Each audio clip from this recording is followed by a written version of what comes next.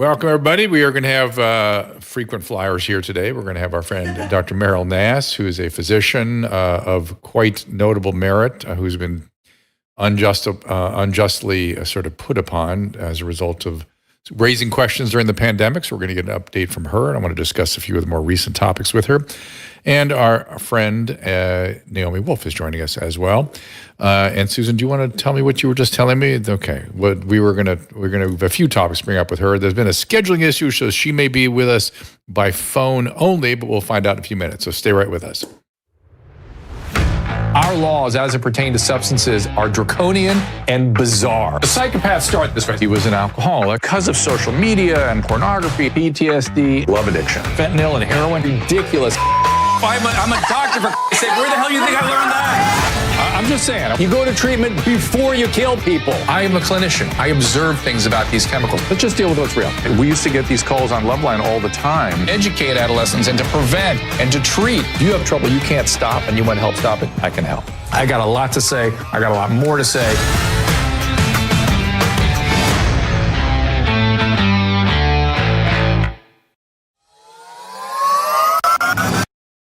Let's talk about aging, because everyone wants to know how to slow it down. For almost a decade, I've been taking a healthy aging supplement called True Niagen. This supplement boosts NAD, that's something that cells can't live without. It's done with a patented form of nicotinamide riboside called NR, or Niagen. It's more efficient and more scientifically reviewed than NMN or other NAD boosters. True Niagen is truly the best way to boost NAD levels. And it's made by Chromadex. They are the gold standard in the NAD space.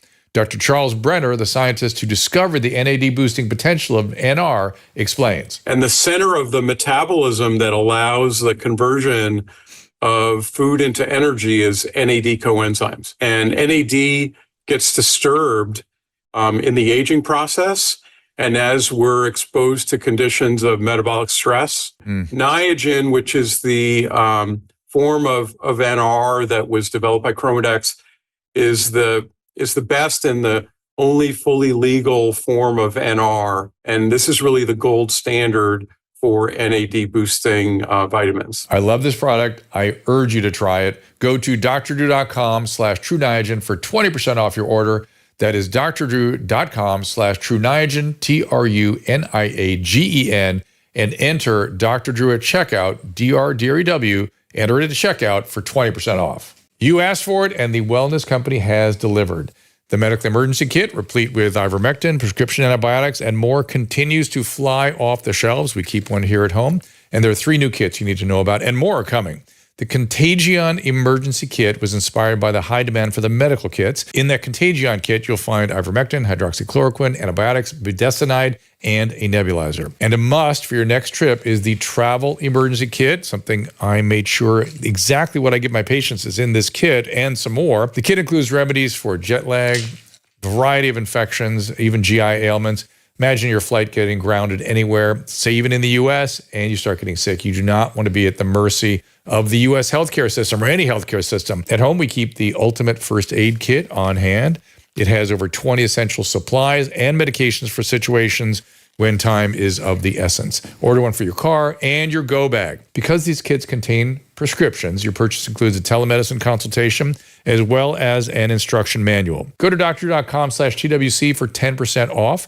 That is drdrew.com/TWC for 10% off all your orders. I'm very excited about these kits. Go to drdrew.com/TWC. Or before we welcome our guests, I want to just talk about this travel kit. This is a kit that I made sure that the ingredients here are things I have my patients take with them. Let's see, when they go travel, particularly if you're going to exotic places, you got everything covered here. And I just thought, why shouldn't everyone have this? I mean, we bring it when we travel. You should have it when you travel. I make sure my patients do it when they travel. You know how to use these medications. Plus, there's a guidebook on how to do so, plus the backup of the telehealth. There's no reason to be without that when you travel, including things like sleep. There's a hurricane in New York and you can't get any. You don't even need, look, who wants to, you don't want to go to an urgent care center, spend $1,200. Now that it's nausea medicine, sleep medicine, everything's in there. Just seasickness medicine. We try to think of everything. And the other product, the True Niagen, is literally something I've been taking for over 10 years. And whenever people tell me, I swear to God, whenever people say to me, oh, you look so young for age, I always think, I wonder if it's that nicotinamide riboside. Because if you can raise your NAD levels, you are working against aging. NAD drops during aging is one of the key phenomena in aging that you should be pushing against. And I think people know these days about NAD infusions. Joe Rogan's been promoting. We're going to get one. We're going to get an NR infusion. Oh, what's that? Which is True Niagen. It's a more powerful way to raise NAD level. It goes directly into the mitochondria. But I digress. Let's get my guests in here. I want to be younger. Okay. We have limited time with Naomi Wolf. There's Naomi. Sorry about the scheduling stuff. Thank you for being here, Naomi.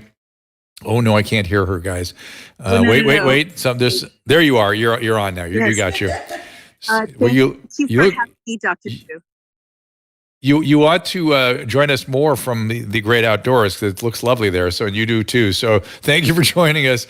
Couple of quick things. I think it was a recent tweet just as we were heating up here, that there's an Indian mustard oil that's being cast out from the United States. And what's your theory about what's happened there? Great question. Well, Dr. Drew, you may know, of course, because you've covered it very wonderfully, that, I was so heavily enmeshed in the findings of our War Room Daily Cloud Pfizer Documents research volunteers who found this catastrophic set of side effects and deaths and injuries in the Pfizer document.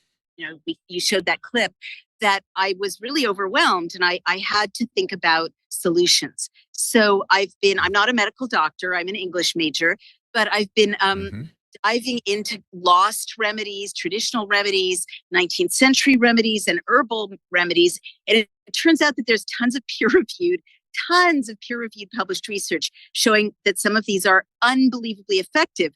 So I was very intrigued. I've been very intrigued by forbidden recipes, right?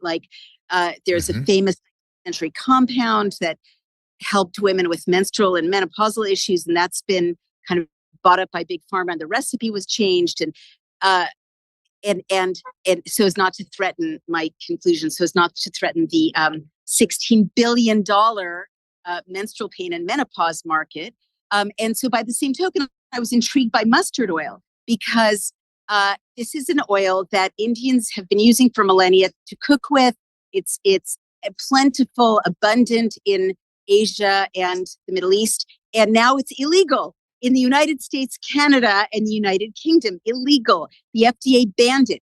The FDA, which waved through horrific side effect after horrific side effect in the Pfizer documents, death after death in the Pfizer documents, damage to fetuses, damage to embryos, decided to really make a move on this millennia-old, beloved by Ayurveda cooking oil. So I looked into it, and sure enough, mustard oil is anti-cancer. I'm not overstating. Peer-reviewed published studies shows that it kills cancer cells.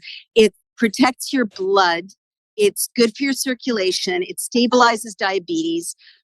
It has so many positive effects. It's good for arthritis and joint pain, but we can't have it. And we can't have it because rats showed a response to very elevated levels of mustard oil in terms of lipids in their heart, but there's no evidence that this is the case for human beings. So, as always, I just give people the information. I say, make your own decisions. But I think it's very interesting that at a time when Pfizer has just overpaid, as Dad pointed out, for cancer companies, and there's big bucks to be made from all these diseases and injuries, that mustard oil, which is so protective in so many ways, is you can't have it. That's our biggest problem. Well, and you know what? It's so fascinating to talk to you about this topic, because especially that you and I are the ones talking about it. Because if you had told me this story about even 5 years ago or 7 years ago, I would have gone like, "Oh, Naomi, come on, there's got to be some reason." They're doing good research, good studies, and I have been beaten down for being the slightest bit heuristic on any of these topics, including discussing menstrual effects of the vaccine. Don't fight, Naomi. No, but I'm just saying my humility is such that now I'm open to so many things I would not have been open to 7 years ago, including I was working with Harvey Risch, who's an excellent scientist, especially a a ability to quantitatively evaluate studies. And he coined he didn't coin a phrase. He said something to me the other day. I wrote it down because he uses language so carefully, accurately. He goes, in the study, the null hypothesis was non-informative. And I thought, that's all you can say. That is exactly what the study says. It's not a positive study. It's not a negative study. The null hypothesis was non-informative in this particular study. And I thought it just reminded me how careful you have to be with the analysis, with the way we read medical literature and scientific literature, and that we need to be open to things, and that it is sort of the golden age of supplements and things I would not contemplate before. I'm looking at it very carefully. And so I'm glad you're bringing people's awareness to this. I'm glad you're asking them to look for themselves. And as we all know, the lipid story has been grossly overstated in many weird ways. Look no further than Kate Shanahan, everybody. She's got all the data on the plant oils. So would that be a seed oil, mustard? Well, that's what I have to look into. I don't think it's. I'll check from Kate. Because there are. But by the way, I'm looking at her list. That would be damning to all the seed oils that now have been switched from tallow to seed. Right? They take issue with this particular oil, but they force corn oil on you. It's really. It's not in her hateful 8 seed oils. It's not her an in email. there. Send her an email and ask her. No, it's not. It's not there. But let's say it is. Let's say it is. There is a seed oil there.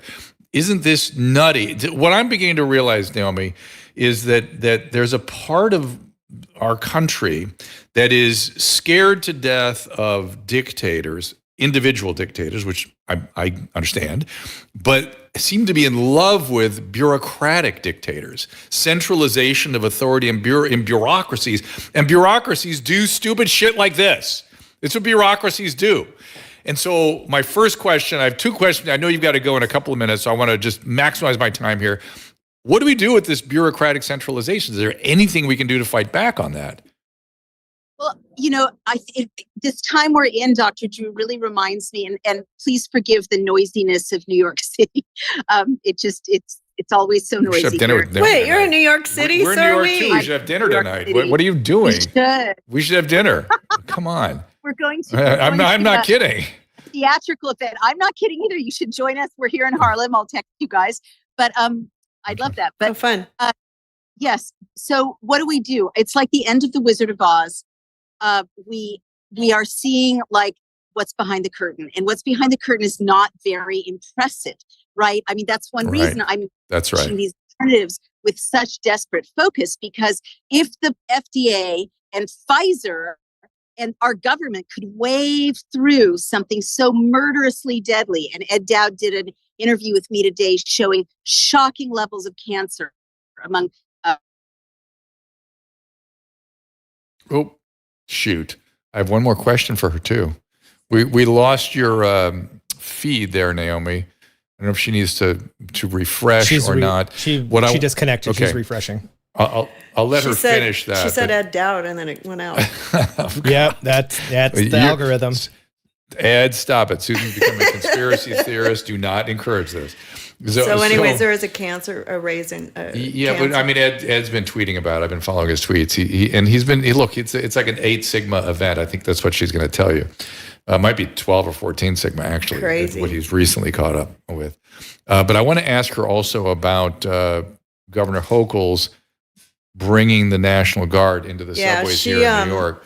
She has to go, though. So I know she's going to the theater, but we should meet them afterwards. That's funny. We should see them afterwards. I know. I'm not going to Harlem. No. Let's go meet them somewhere. We'll figure it out. Okay. So the National Guard are now in our subways here in New York City. And a lot of people feel as though this is the potential to sort of militarize our cities and our public transportation and things.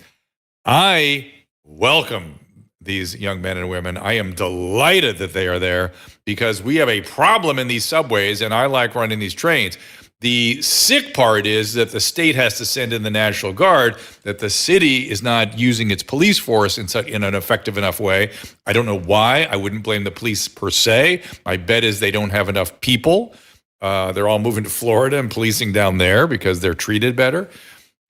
So I welcome the National Guard, and I don't know what else you're going to do. Now, the problem is, and something, again, I would not have contemplated years ago, which was, is this a slippery slope to something else? And having seen the excesses of the last few years, it certainly makes you think. My bet is, Naomi's husband is how would he call him? Former intelligence an analyst. I think that's how he describes himself. And I'm certain he would have concerns about this because he's seen how the excesses of all this can go. And I don't blame people for being concerned. I'm open to ideas I would not have been open to before, but I'm generally delighted to see them amongst us. And they're only in certain parts of the city too. Susan has not yet ridden the trains this trip, have you? I don't believe you have. No, it's it seems fine here, but I haven't gone very far. But I have noticed that people there's a psychological problem. I was talking to Adam Carolla about this today. You guys saw him yesterday. And by the way, I'm going to go onto the Rumble rants and whatnot while I'm talking to you guys. There we go. And we were talking about how people seem, they're unhappy in a sense. And interestingly, the state of California just convened a committee today, or it's been meeting for the last few days, a happiness committee. State of California is going to bring us happiness through their bureaucracy. And if that is not the most ironic nonsense you've ever seen, we got to get Salty Cracker back here because I'd love to hear what he has to say about that. They are going, first of all, they haven't even defined happiness, the best that I can tell, but they are talking about things that are associated with human flourishing, a sort of happiness. It's something more nourishing, better than happiness, a meaningful life. And then they're going to provide that. How about they take care of the mental health crisis? How about they take care of the people dying in the street? Clean that up, then we can talk about happiness. And by the way, happiness has never been something issuing from a government that I know of ever. And lo and behold, they discovered money and wealth, shockingly, wasn't an important ingredient. Gratitude was an important ingredient. Spiritual life, important ingredient.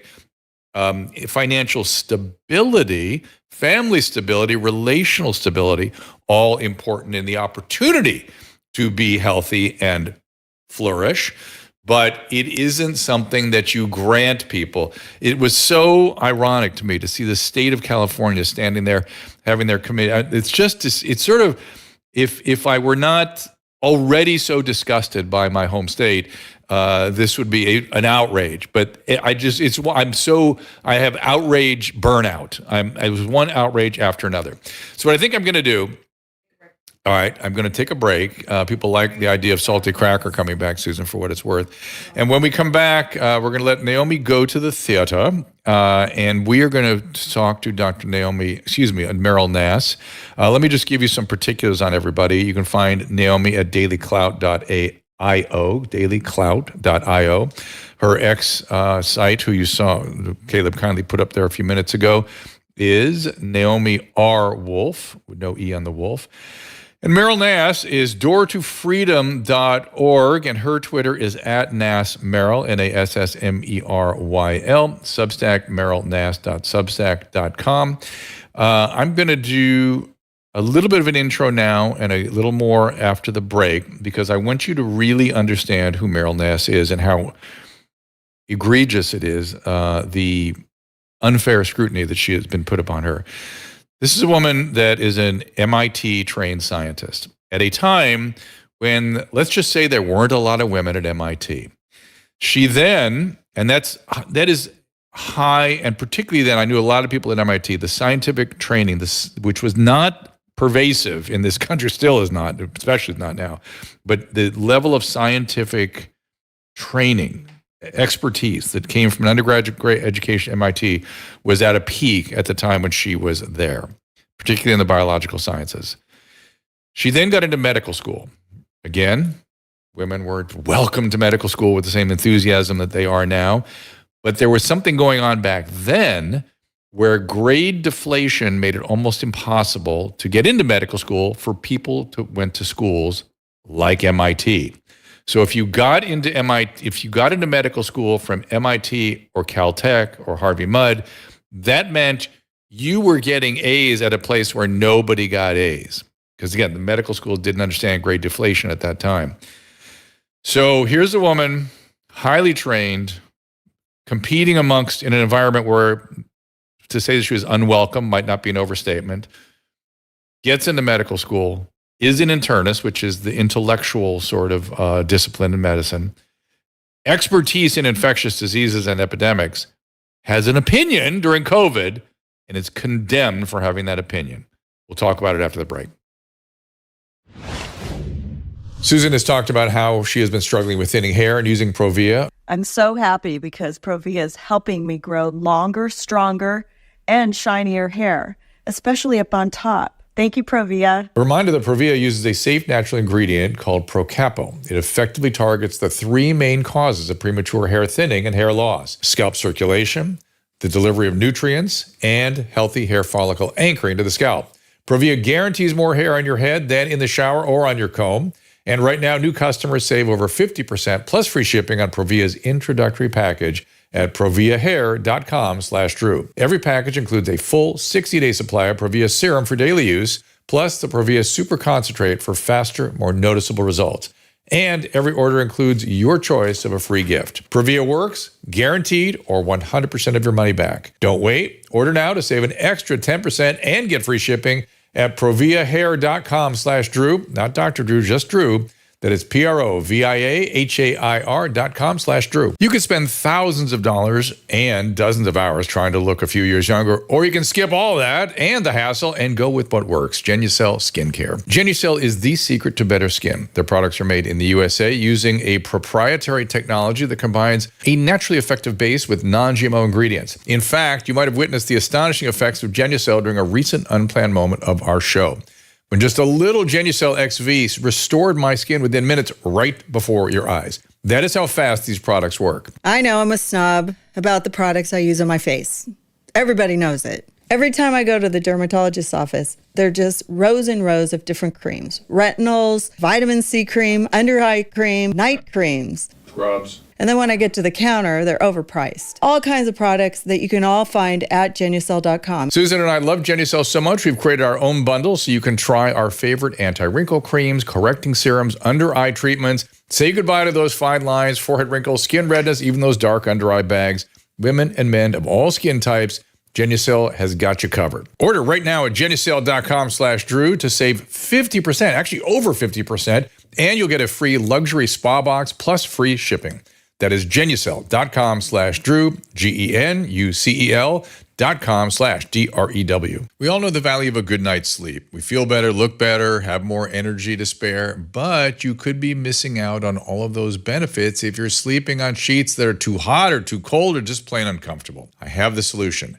Cozy Earth bedding. Cozy Earth is the softest and most comfortable sheets, blankets, loungewear, and more. They use premium viscose from highly sustainable bamboo, and we sleep in them regularly. I wear their t-shirts. Susan wears their pajamas. Cozy Earth bedding comes with a 100-night sleep trial, which means you have up to 100 nights to sleep on them, wash them, try them out. If you're not in love, just return them within 100 days for a full refund. Susan and I love them. In fact, we have Cozy Earth sheets on our bed right now, and they made a huge difference in our sleep. If you've never tried Cozy Earth, we have some awesome news. You can save up to 35% off Cozy Earth right now. But hurry, this offer will not last. Go to CozyEarth.com, enter my promo code DREW at checkout for up to 35% off on your first order. That is CozyEarth.com, promo code DREW, COZYEARTH, CozyEarth.com, code DREW. Welcome back. As you know, I get my weekly or bi-weekly New England Journal of Medicine right when this show is underway, so I always like to try to scan through it, see if there's any other, that's interesting. Maternal RSV vaccine may not be all that after all. Let's bring Dr. Meryl Nass into the program. Dr. Nass, welcome. There you are. Hi. Thank you for coming back. Thank you. Pleasure to see you. So I want to get an update from you on what's been going on and where you're at, and let me ask this: Did I do your heritage justice? Is right? I mean, I was training around those times too, so I know all the nuances of who went where and what you had to have to get in, and how women were being put upon. So did I miss anything? It wasn't that bad. really super nice. They built a new dorm for women at MIT. So I'm very grateful for the treatment and the training I had everywhere. Um, I've had a great life, so I don't want to complain because I'm a woman. I think I really wasn't. I wasn't building that case. Really, I know it sounded a little bit like that. What I was saying was that for the people that got singled out during COVID were often some of the most exceptional professionals with the most exceptional backgrounds, with the highest level intellectual performance. And and that people, if you weren't training around the time when you and I were, you might miss some of the things that I read in your training. Just MIT to medical school at that period of history was a tough putt. And it lets me know that you were really excelling at MIT, which I know what that meant at that period of history. Yes. No, I think that the people who were willing to stand up, many of them were people who felt very sure of themselves. Like, I knew I was right. I had read the literature. I know how to interpret it. I've written papers. I give talks, I haven't invented anything, but I've discovered things.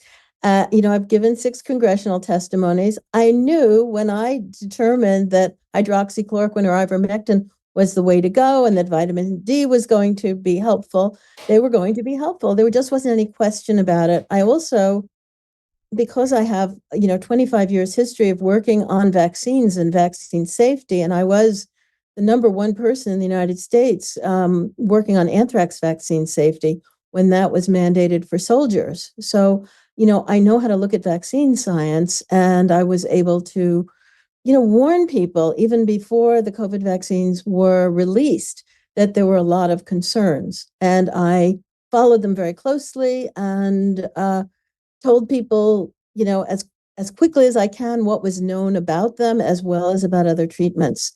And I thought that I had such a clean record. I had led a commission in the state of Maine that to protect the National Guard that had been created by the legislature. I just thought I was untouchable, but it turned out I wasn't.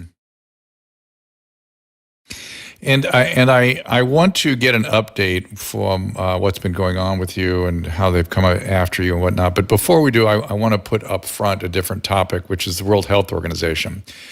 A lot of the reason that we got into these mishaps, which is a kind word, around this pandemic, were the centralization of authority. And now we have the World Health Organization and this sort of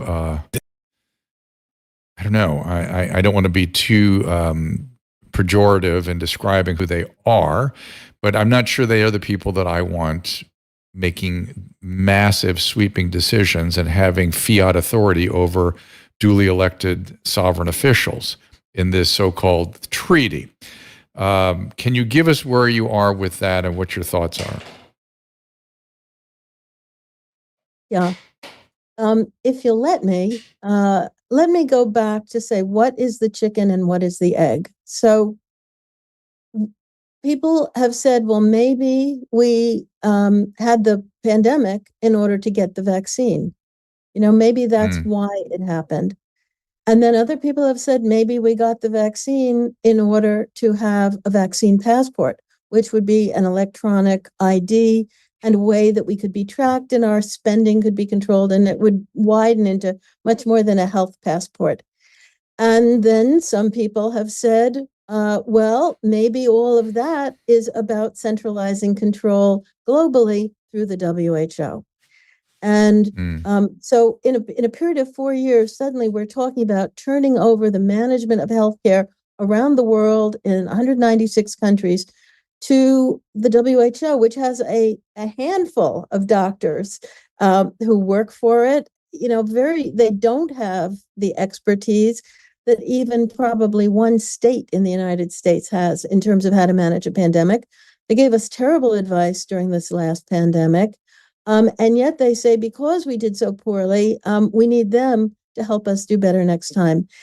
And they want to take over managing to tell us what drugs, quarantines, vaccines we have to have, and which drugs they're not going to allow us to have. So the same thing that was done with ivermectin and hydroxychloroquine last time is slated to happen again. And I also want to remind people that Tedros is not himself a physician.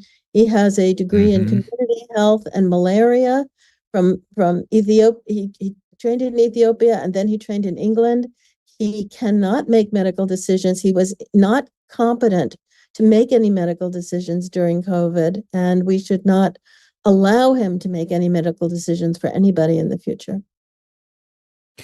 Which was so obviously we have to raise the alarm about this treaty, which we've been trying to do, and I believe it's an opt-out treaty. You have to actually actively opt out in order to get out of it. So I know that Michelle Bachmann's running around trying to get the government to pay attention to this. Are you having any luck getting attention? So I've briefed about 16 or 18 members of Congress, and everyone I brief is quite concerned about it. The problem is they did not know what was happening. They haven't read the treaties. It's probably reading 80 pages of legalese, and members of Congress don't have time to do that. So they get talking points.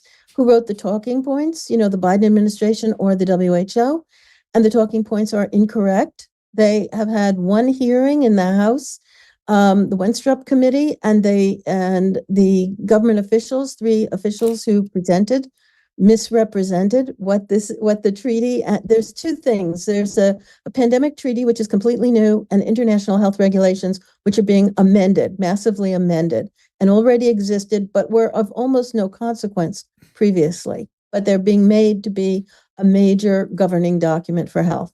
So these 2 proposed documents are out there and are to be voted on in May, supposedly voted on by all the members of the World Health Organization. However, in the past, they don't necessarily take votes. They go through a process they call a consensus process. They say, anyone have a problem? Nope. Okay, it's done. And so that's what they have referred to as a vote previously. They were asked by 12 members of the European Parliament in November, show us the evidence. You took a vote 2 years ago when you amended the international health regulations. The WHO has been silent, has not answered the European parliamentarians. So anyway, what we have is basically a world that doesn't know what's happening, has no idea that an attempt to go against 5 of the amendments in the Bill of Rights is being brought in the dark of night. Nobody knows about it. They're trying to take away freedom of speech, privacy. The WHO wants the right to have access to everybody's medical records all the time, to swab you at will, and demands that nations surveil your social media presence and censor you if you're spreading medical information that goes against the WHO's. So this is very, very serious. They don't have the authority. Even the federal government probably doesn't have the authority to hand it to the WHO. But as I said, this is being done by globalists, their lawyers, who know how to write documents and present things and keep certain things quiet and frame it a certain way. And bribe the nations, make promises and get people to go along if nobody notices. And that's why they're in a big hurry. That's why it's going to be done in May, because by May, probably people won't know what's happening. I keep hearing, or at least I have come to understand, that most social evil gets done in the name of being good. So I imagine these people have convinced themselves they're doing something good and just, but I don't know how. Or do you think there is some nefarious force behind this? Yeah, I don't think this could have been done without a nefarious force. I mean, as I said, the pandemic, the vaccine passports, it's been done stepwise, very carefully. It was planned. under the guise of pandemic preparedness, these documents are being brought forward. They're going to save us from future pandemics after they continually try to frighten us about pandemics. We just heard about disease X, and it was going to be 20 times worse than COVID, but we don't even know what it is. It doesn't exist, but it's still, we know it's 20 times worse. So, who makes that up? You need a professional PR agency to come up with stuff. Is it possible that I'm struggling with trying to make sense of all this in my feeble mind, and I just keep wondering: could there possibly? I guess it's possible. I mean, I'm going to propose something, but I'm going to ask your opinion on it.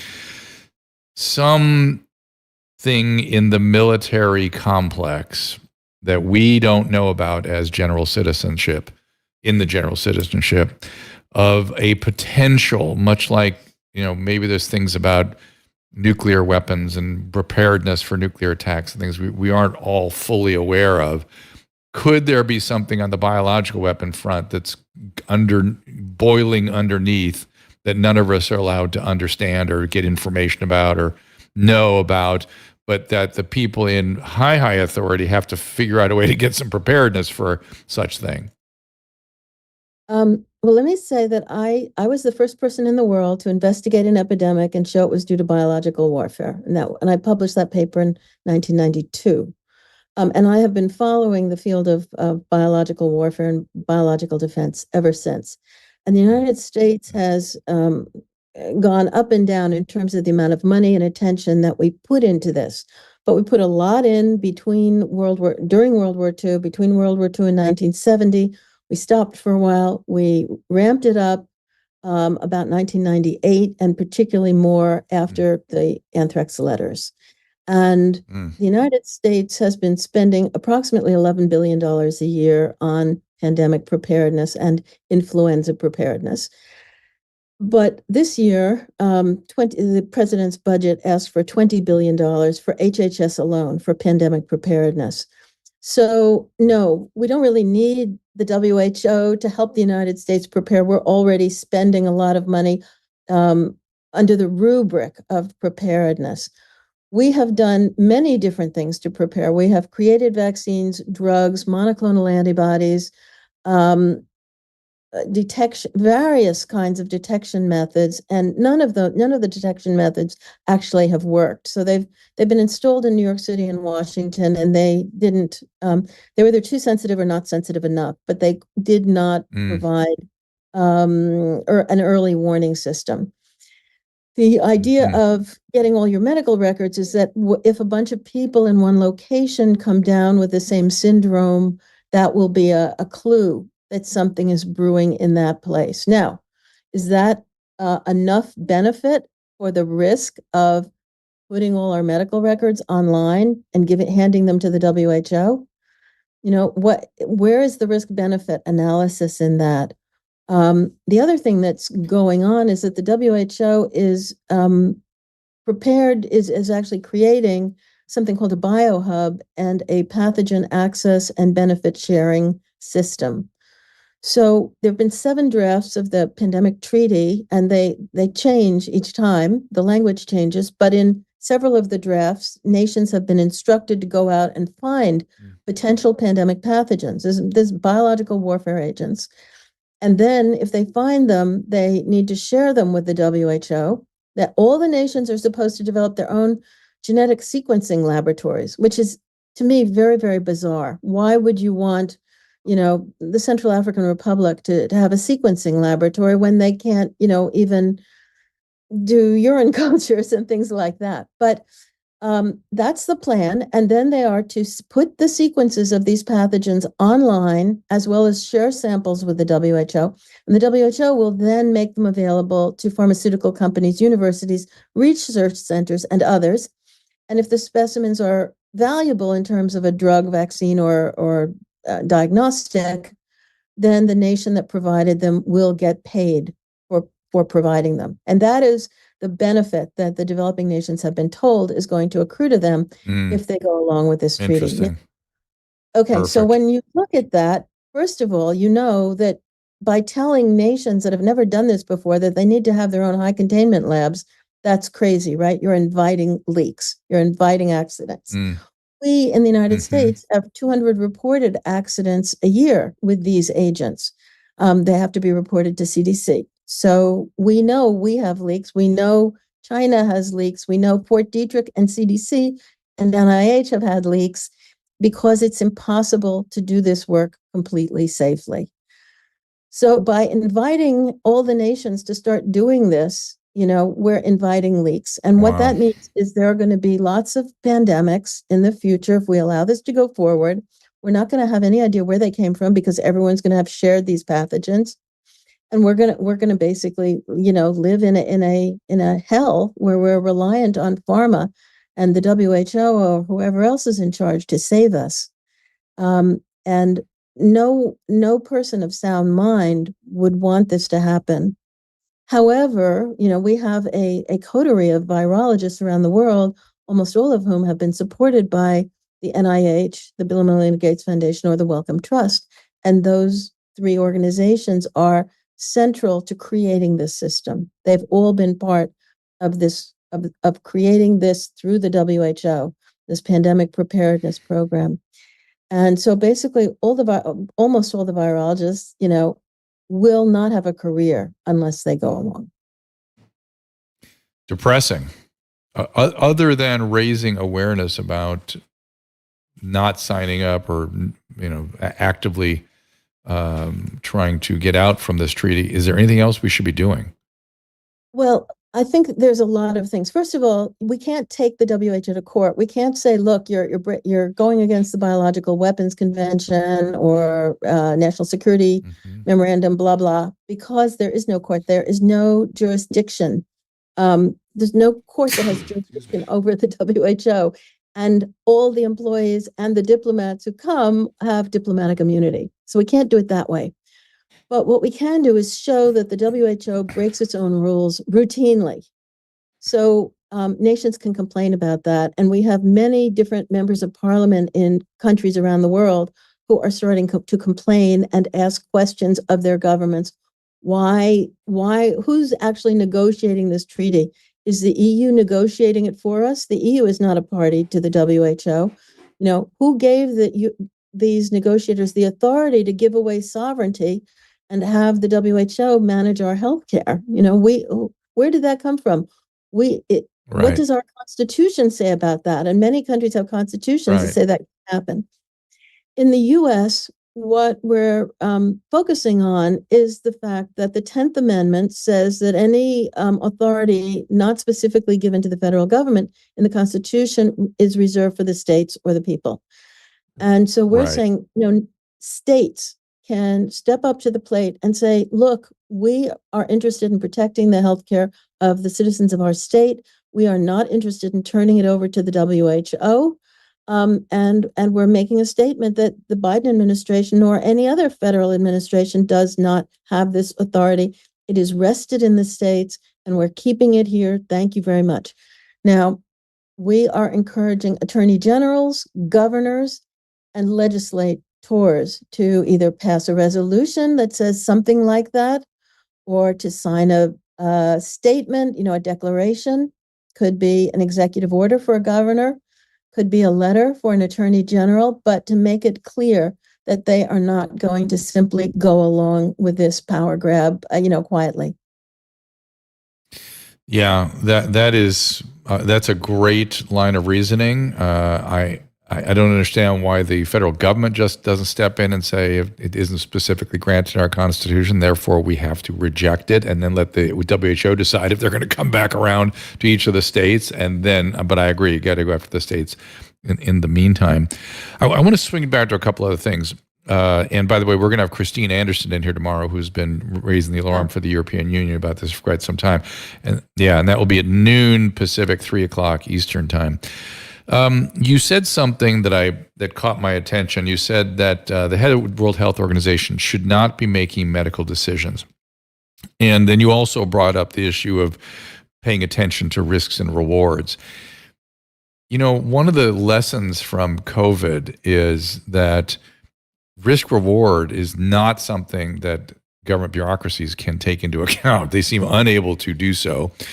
But also, it seems as though many of the public health officials seem unable to do so as well. And one of the things that caught my attention during COVID was, all these the heads of the state public health departments, they're all pediatricians, because pediatricians make decisions about vaccines. And pediatricians are not trained to make adult medical decisions, particularly the challenge of the risk-reward analysis for adults. And their risk-reward tolerance and the way they analyze risk-reward is very different. Pediatrician is very different. I mean, a death for a pediatrician is a major catastrophe. A death in your and my world is Tuesday, Wednesday. It's just part of general medicine. And I'm concerned about so many pediatricians, and listen, and I don't make decisions about kids because I'm not trained to do it, and I know how different the training is. I don't do pediatrics. But we have pediatricians all over the place making decisions on adult medicine. Do you have any concerns about that? Well, I think that basically all the public health people have been thrust into a situation that they were never prepared for, they were never trained for. And many of them, like the Secretary of Health, in my state is not a physician. So they basically, we heard from the woman who is the head of CDC now. She would call up her compatriots in different states and say, what are you doing? Okay, what are you doing? Yeah. Well, let's do this. Right. So oh my God. That's the problem. And we had plans. There were plans for how to deal with pandemics, with flu epidemic, because everyone was expecting it would be a version of the flu, the bird flu or the swine flu or some other type. And so that was what was expected. We had the plans and they were thrown away for this. I hate to say it, but looking back, although Francis Collins has said that, we didn't do the risk-benefit analysis, it's hard to believe him. I think that's the best he can do at a mea culpa. But no, it wasn't the fact that they didn't do a risk-benefit. They didn't care. They were following orders because everybody in every other country, every other developed country did the same thing, except for Sweden. And why was that? Because they had their marching orders to throw away the known playbook, with evidence, and to do all of this gizmo, nonsense that had no evidence, because it was part of a plan. Really, how could physicians restrict the use of things like ivermectin and hydroxychloroquine when it's so clear that they worked?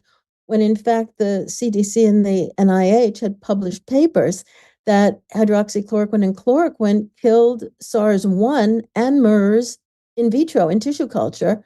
They knew that it worked in tissue culture, and then they restricted it. So these people were not acting as physicians. They were acting as apparatchiks and, enabling the death of large numbers of people. Yeah, we still need a more thorough examination of what happened. It was, and unfortunately, with all the saber rattling about criminal action and whatnot, I fear like we'll never get to the bottom of people. Don't just systematically evaluate the excesses.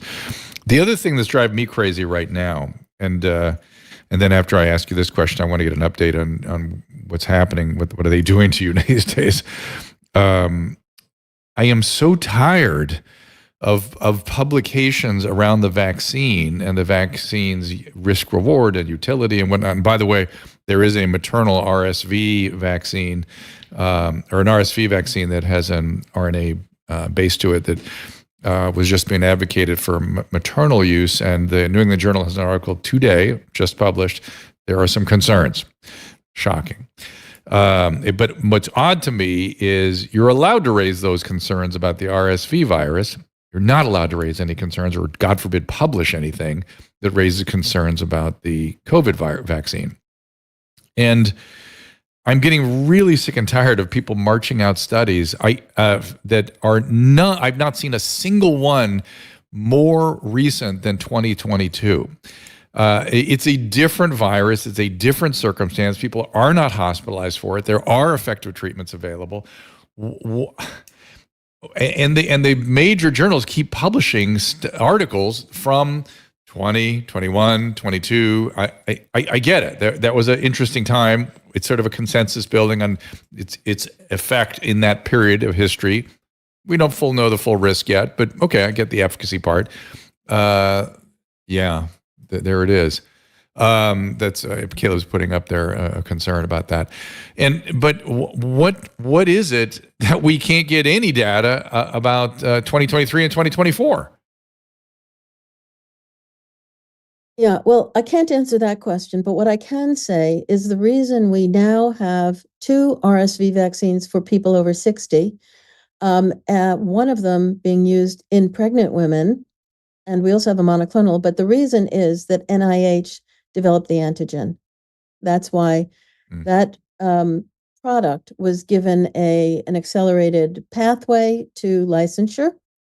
And even though we saw that the RSV vaccine in pregnancy led to a significant number of premature births, and one of the companies withdrew their application because of that, the other one did not. I think Pfizer maintained it. And GSK did. GlaxoSmithKline withdrew it. Yes. And they both were seeing the same, a lot of prematurity. And what happened then is FDA simply narrowed the window of time during which you were approved to give the vaccine in pregnancy. So you gave it a little bit later. It was a narrower window, and the FDA kept their fingers crossed that maybe it wouldn't cause prematurity, or if it didn't, you wouldn't notice it because it was being given later. So the premature births would happen later, and they wouldn't really count as premature, probably if they were after 36 weeks. So that was the game that was played.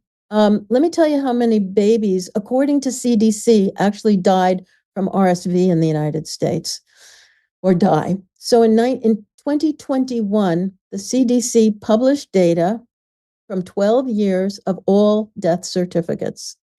And they found that there were 26 babies a year in the United States whose death certificate listed RSV as at least a contributor to their death per year, and 17 for whom RSV was the causative factor. So there are 4 million births per year in the United States, and there were 17 babies a year dying from RSV. That is 1 in 250,000. Now, if the vaccine is causing 10% more or 20% more premature births, you're going to kill a lot more newborns with the vaccine than you will save with the RSV. If in fact it prevents RSV. It's a good example of, again, how pediatricians think. 17 deaths, they're like, 17 babies die. You have to do something. You must do something.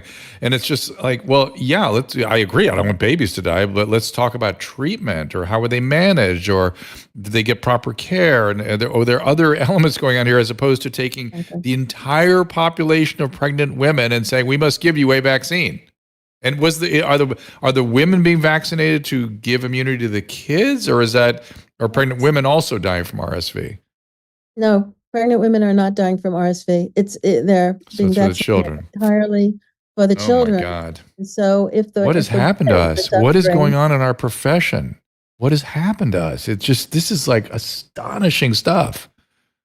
Yeah. Well, what happened to us during COVID? Right. We've been led along a garden path, and we're continuing to go down it.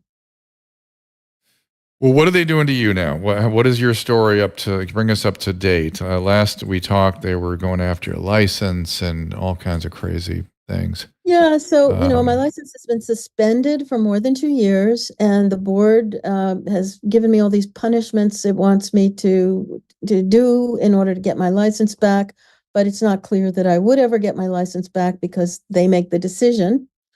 But something very amusing happened a month ago, and that is I got a letter from the Board of Medicine in Massachusetts. Now, I had a license in Massachusetts from 85 to 99, and it lapsed 25 years ago. and I moved to Maine 26 years ago. And they said in this letter, well, you have an inchoate right to ask for your license to be renewed. And therefore, we have a right to discipline you because of your right. Not that I'd ever want to renew my license in Massachusetts. So we are going, unless you sign this form and admit you're guilty, we are going to recommend discipline for you. Well, that's very interesting. So I thought, really, I haven't practiced in your state. I don't own property there. There's nothing. How could you possibly discipline me for not having been at, and in fact, the things I was found guilty of, I'd never done. So, anyway, it turned out, so Judicial Watch wrote to the Massachusetts board because they can ask questions. So they sent a Freedom of Information Act. How many doctors have you found this inchoate right to go after them when they don't even have a license in your state? And so they got a list back of about 25 doctors that they've gone after. Well, guess what? They've only been doing this since 2022.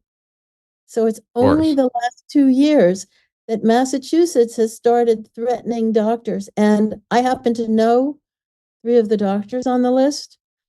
And I happen to know one of them was prescribing ivermectin and hydroxychloroquine. These are people that are no longer practicing in Massachusetts. So my suspicion is that the state of Massachusetts has been directed to use this crazy inchoate right to try to punish doctors in other states who had the temerity to treat COVID patients or maybe complain about the vaccine. And what kind of punishment can they issue? So they didn't say in their letter. They said I can call them and discuss this further, but that the investigator would be recommending discipline to the appropriate committee of the medical board. That is wild. Is anybody else on the legal frontier interested in maybe reacting to this? It's so crazy. I thought we've spent, Children's Health Defense has spent hundreds of thousands of dollars, and I've spent thousands of dollars on my defense. And I don't really want to spend any more to go after Massachusetts. So I think I'm just going to leave it and see what they have to say. Let's see what they try to do to me. But, it's lawfare. I mean, what are they doing to Trump? They're just cooking up cases. These poor January 6 victims, they're going after a reporter. They put him in leg chains and belly chains in Washington after asking him to voluntarily turn up on a certain date, and he did. And then when they bring him in the courtroom, they've got him handcuffed in leg chains. This was a reporter for The Blaze. So this is really, it's a game they're playing. How can we get the biggest bang for the buck and make you look ridiculous and terrible and guilty? You must have committed a big crime to be in all these chains, and I must have committed a terrible crime to have, now 2 states going after me when I've never had a malpractice case, never had a board anything before. Is the American College of Physicians said anything? They're the worst. I forget what was the guy's name, Dr. Royal or something. Forget his name. He's just left as the head of the American College of Physicians. He was making $1.2 million a year in that little job, and he has been in the forefront of going after doctors for misinformation, disinformation. So that organization was probably paid off well for doing so. They were right at the beginning of it. That's how. So what they've done is gone after Peter McCullough, Pierre Corey, and others like them. And once they do that, they notify the insurance companies. And so you can't collect medical health insurance now from patients you're treating because the insurers are refusing, even though Pierre Corey probably has 4 board certifications, but they took away the first one. They haven't gone after my internal medicine board certification, probably because they let the medical board, in my state, take care of me. I think thousands of doctors have gotten these threatening letters, and it's been successful at keeping them quiet. And what is it you're supposed to have had done? So, well, what I was originally charged with was spreading misinformation on the internet and treating patients with off-label drugs. Now, I knew that those things were all legal. And so I said, come after me, I'm happy. I would love to have a First Amendment case with you guys. And so it took a year to get to a hearing. And in the 3 weeks before the hearing, they dropped all those charges. And instead, they the board settled on, you didn't follow the telemedicine rules, even though the governor had suspended them. You did not maintain patient confidentiality. You were talking to a patient's son and husband about their case, even though they lived in the same house and they were taking care of the patient, and things like that. So the patients came to the hearing, they gave evidence and they said, no, we gave full consent. There was no breach of confidentiality. Didn't matter. The board found me guilty anyway. So basically that's my story. Kangaroo courts, right? Yeah, it was a kangaroo court, and it really was amusing. But here I am. They turned me into they made me well known. The Epoch Times, broadcast my hearing every day, as did Children's Health Defense. 1 million people apparently saw me at this hearing, so they made me, an object of people felt sorry for me, and people have been nice to me, and they raised my profile. So now people like you are willing to speak with me, and I appreciate that. So in the end, the board probably did us all a favor.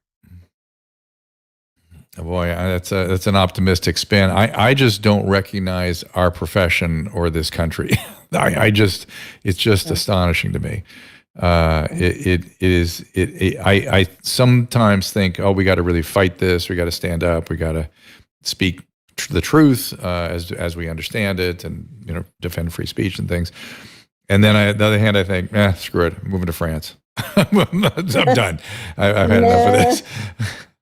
It's no better. Unfortunately, it's even worse in Europe because the EU system has centralized power in Europe and is centralizing it more and more every day. So, and Christine Anderson will tell you this tomorrow.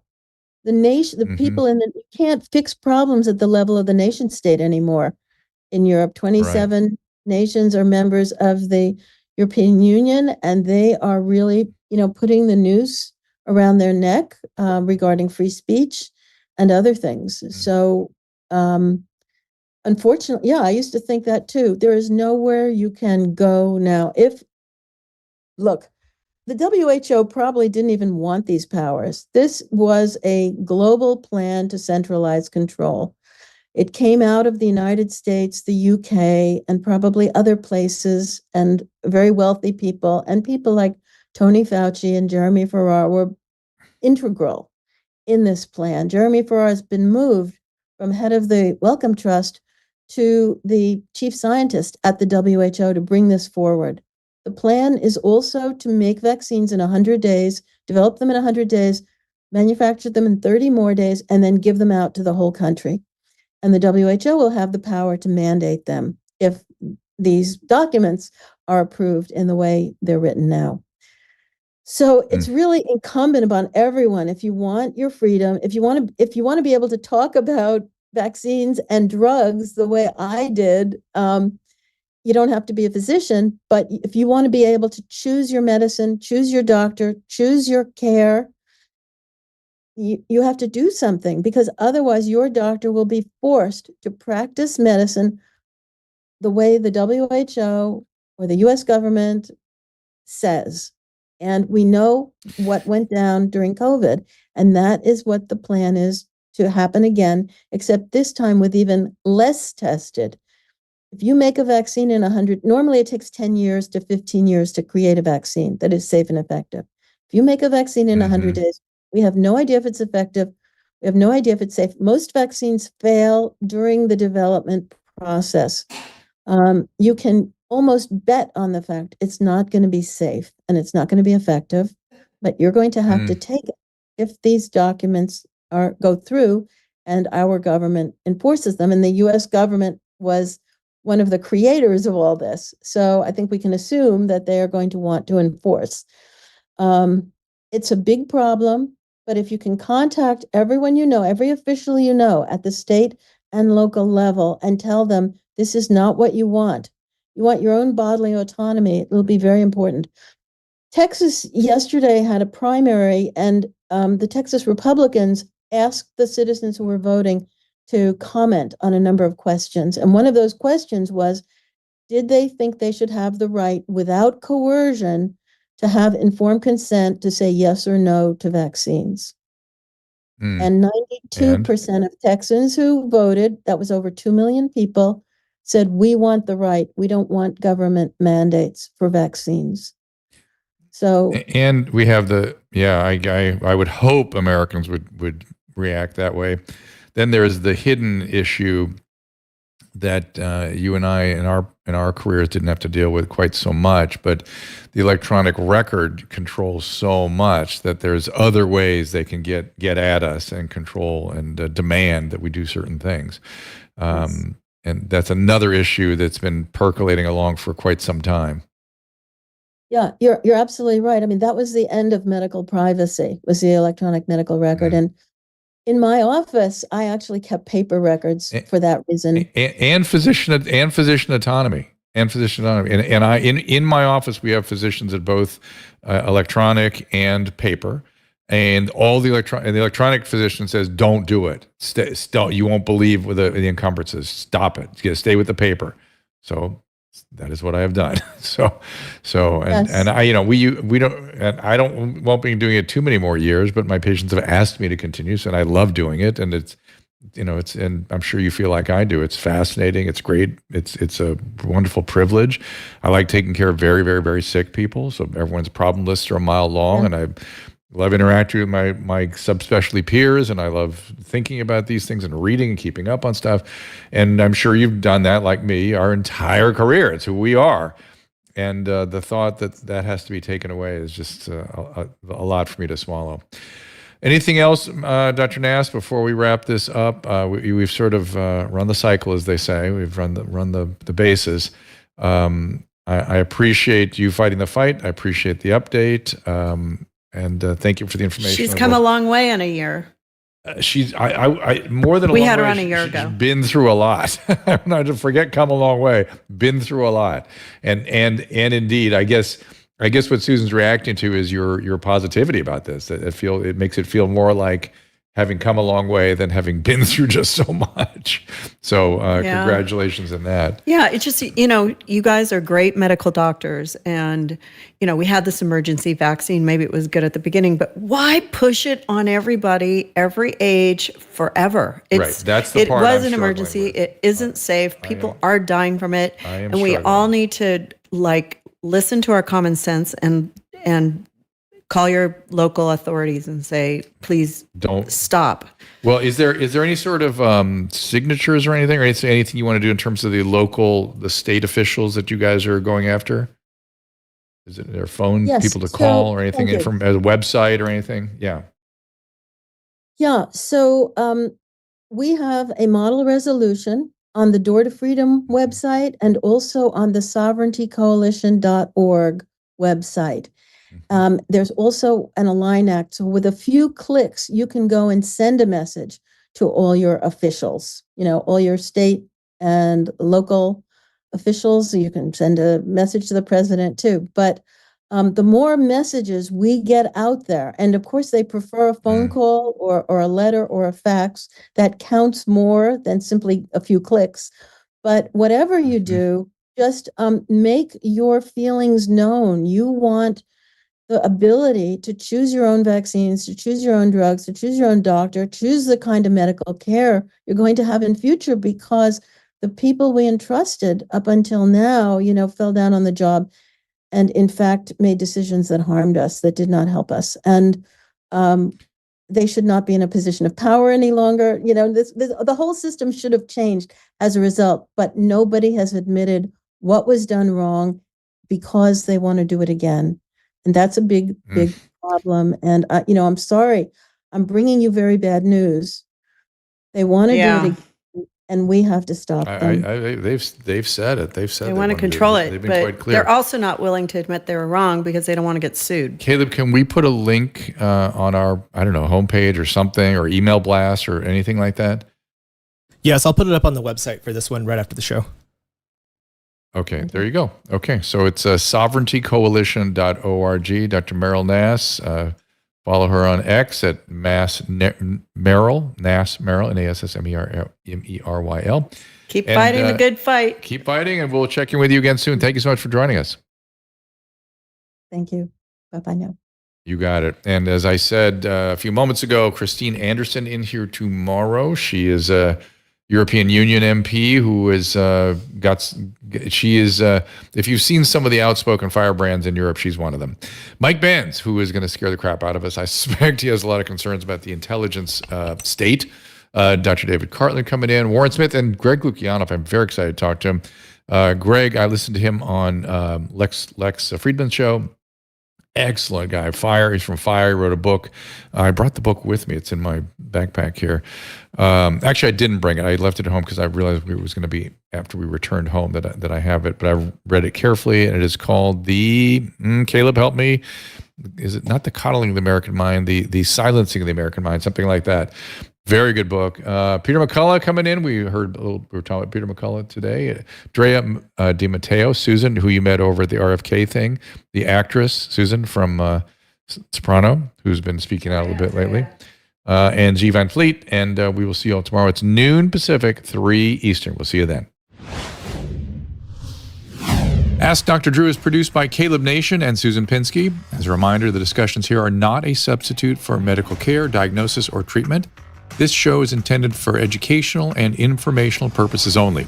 I am a licensed physician, but I am not a replacement for your personal doctor, and I am not practicing medicine here. Always remember that our understanding of medicine and science is constantly evolving. Though my opinion is based on the information that is available to me today, some of the contents of this show could be outdated in the future. Be sure to check with trusted resources in case any of the information has been updated since this was published. If you or someone you know is in immediate danger, don't call me, call 911.